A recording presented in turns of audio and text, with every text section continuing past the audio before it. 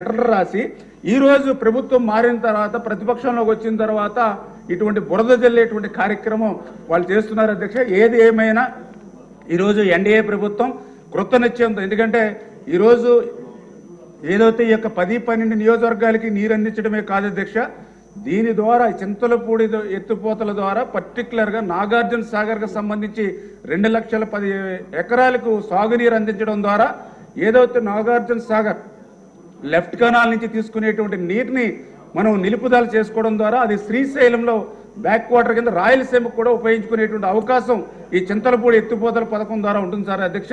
అందుచేత ఇది నదుల అనుసంధానంలో భాగంగా చంద్రబాబు నాయుడు గారి కళ. అందుచేత ఖచ్చితంగా ఈ చింతలపూడి ఎత్తిపోతల పథకాన్ని చంద్రబాబు నాయుడు గారు ఈ ఆర్థిక సంవత్సరంలో ప్రారంభించి మళ్ళీ ఆయన ఈ యొక్క చింతలపూడి ఎత్తిపోత పథకం ద్వారా ఆ యొక్క గోదావరి నీటిని ఈ యొక్క కృష్ణా ప్రాంతానికి అందిస్తాం అధ్యక్ష. Thank you. గౌరవ సభ్యులందరూ కూడా సహకరించాలి సార్. మనకి క్వశ్చన్ అవర్ 1 అవర్, ఇప్పుడు ఈ ఫస్ట్ క్వశ్చన్కి 20 minutes అయింది. 10 questions ఎట్లా కంప్లీట్ చేస్తాం? అంటే ఇంపార్టెంట్ క్వశ్చన్ ఇది కాదట్లేదు. ఈ వెస్ట్ గోదావరిలో నేను పనిచేశాను కాబట్టి నాకు తెలిసి మంచి ఇంపార్టెంట్ రిజర్వేయర్, అందుకే ఎక్కువ టైం వేసి వచ్చింది. సహకరించమని చెప్పబోతున్నాను. ఓకే అండి. రెండో క్వశ్చన్ గౌరవ సభ్యులు రిక్వెస్ట్ మీద వాయిదా వేయడం జరిగింది. ఈ రెండోది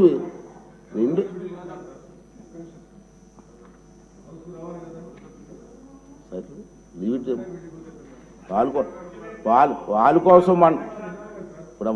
మన టైం వేస్ట్ చేయడం.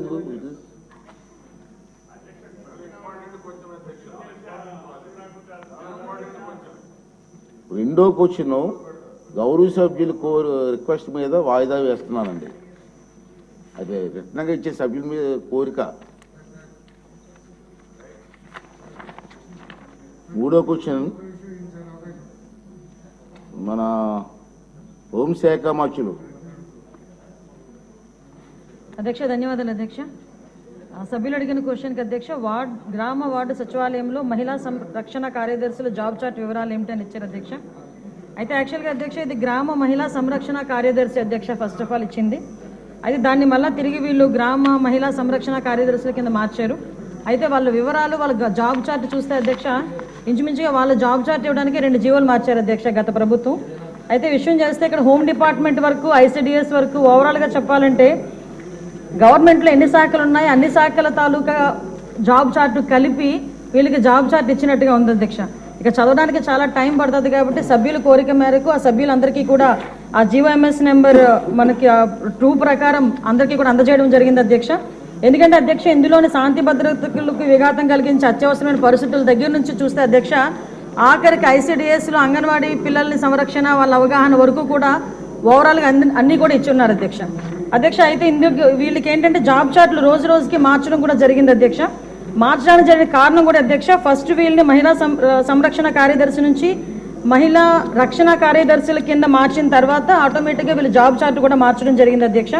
అయితే వీళ్ళని సరిగ్గా వినియోగించుకోవడానికి ప్రభుత్వం తీసుకున్న చర్యల గురించి ఇంకా చర్చలో ఉంది అధ్యక్ష. చర్చించి వీళ్ళని ఏ రకంగా మనం ఉపయోగించుకోవాలన్న దాని మీద చర్యలు తీసుకుంటాం అధ్యక్ష. రవి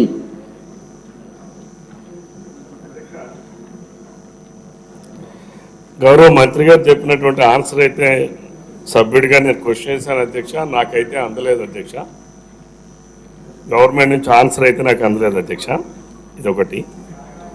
రెండవది అధ్యక్ష, గత ప్రభుత్వం సచివాలయం అనేటువంటి వ్యవస్థని తీసుకొచ్చి అందులో ఒక 11 మంది 12 మంది ఎంప్లాయీస్ నియమించారు అధ్యక్ష.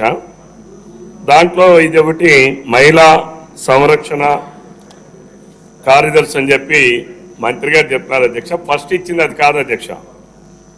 వాళ్ళు ఫస్ట్ నోటిఫై చేసింది ఆంధ్రప్రదేశ్ మహిళా పోలీస్ స్పెషల్ సర్వీసెస్. వాళ్ళని ఏం డిజిగ్నేట్ చేశారంటే మహిళా police and women and child welfare assistant ward women and weaker sections protection secretary బ్రాకెట్లో ఫీమేల్. ఇది ఫస్ట్ నోటిఫికేషన్ అధ్యక్ష. రెండో నోటిఫికేషన్ అధ్యక్ష జీవోఎంఎస్ నంబర్ 129/10/2019 డేటెడ్లో ఇచ్చారు అధ్యక్ష. అంటే ఇది ఫస్ట్ రిక్రూట్మెంట్ చేసేటప్పుడు ఇచ్చిన నోటిఫికేషన్ అధ్యక్ష. రెండవ నోటిఫికేషన్ జియోఎంఎస్ నెంబర్ 129 ఇచ్చారు అధ్యక్ష. అందులో గ్రామ మహిళా సంరక్షణ కార్యదర్శి గ్రేడ్ 3 అని చెప్పి ఇచ్చారు అధ్యక్ష. వీళ్ళకి జాబ్ చార్ట్ చూస్తే అధ్యక్ష, మన ఆంధ్రప్రదేశ్ రాష్ట్ర చీఫ్ సెక్రటరీ గారికి ఎంతైతే జాబ్ చార్ట్ ఉందో అంత జాబ్ చార్ట్ ఇచ్చారు అధ్యక్ష. వాళ్ళు 6 డిపార్ట్మెంట్లకు ఆన్సరింగ్ ఉంది అధ్యక్ష. బహుశా ఆంధ్రప్రదేశ్ రాష్ట్ర చరిత్రలో కానీ ఎక్కడైనా సరే ఒక డిపార్ట్మెంట్ హెడ్ ఉంటాడు అధ్యక్ష. ఆ హెడ్ నుంచి మా కింద వరకు కూడా ఒక లైన్ ఉంటుంది అధ్యక్ష. వీళ్ళేమో పనిచేసే సచివాలయంలో అక్కడ ఆన్సర్ చేయాల్సింది administrative secretary and MPDO. Leave కావాలంటే ఆ పోలీస్ స్టేషన్లో ఉన్నటువంటి ఎస్ఐ ఇవ్వాలి అధ్యక్ష.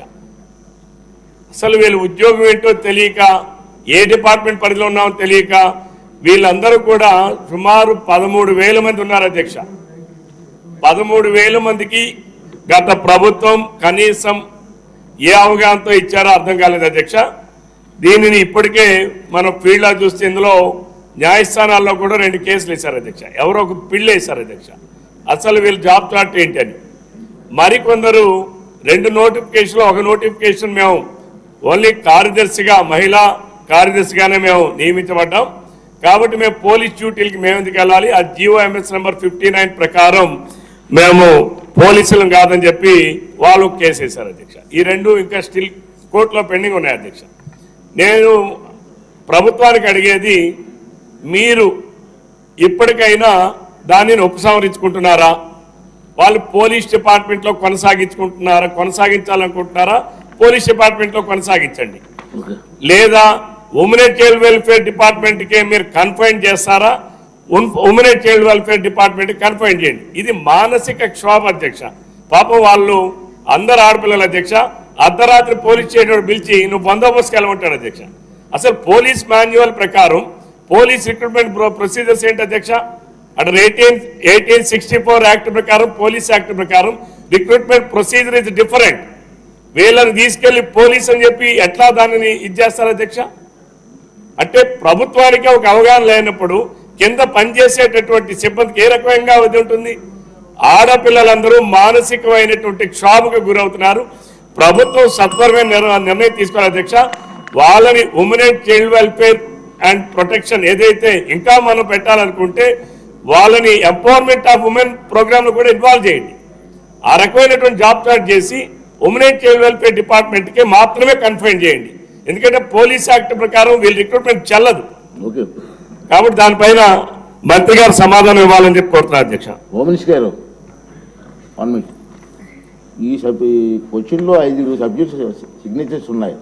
5 మాట్లాడిన తర్వాత 5 కలిసి ఒకటే సమాధానం చెప్పండి. ఓకే.